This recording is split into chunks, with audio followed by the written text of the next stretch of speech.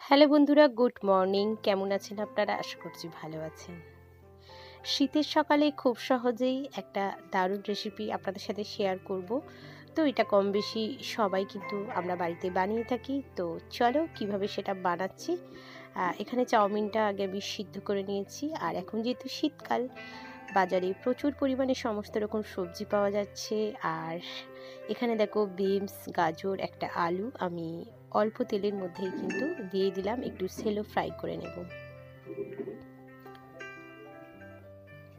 মাঝখানটা একটু ফাঁকা করে নিলাম।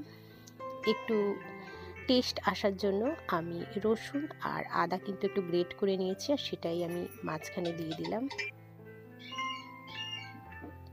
দিয়ে দিলাম 4-5টা কাঁচা লঙ্কা চেরা।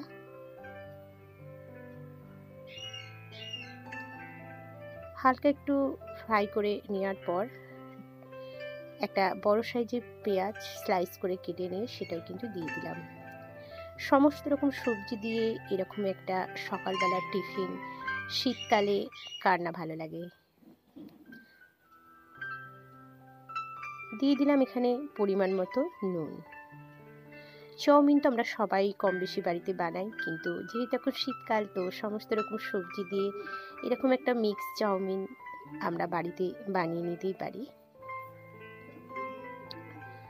আগে থেকে সিদ্ধ করে রাখা চাউ এর মধ্যে আমি অ্যাড করে দিচ্ছি। তবে হ্যাঁ, চাউমিনটা সিদ্ধ করার আগে আমি কিন্তু ওর মধ্যে 1 টিস্পুন মতো তেল আর অল্প একটু নুন অ্যাড করেছিলাম।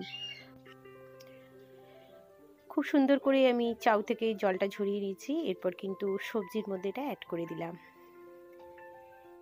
খুবই সিম্পল আর খুবই কম সময়, খুব কম তেলের মধ্যে কিন্তু একটা ঘরোয়া পদ্ধতিতে আমি সপরিবারের জন্য দেখো একটা সকালবেলার দারুণ টিফিন রেসিপি যেটা আপনাদের সাথে শেয়ার করছি। আমি কিন্তু এভাবেই মিক্স চাউমিন বানাই।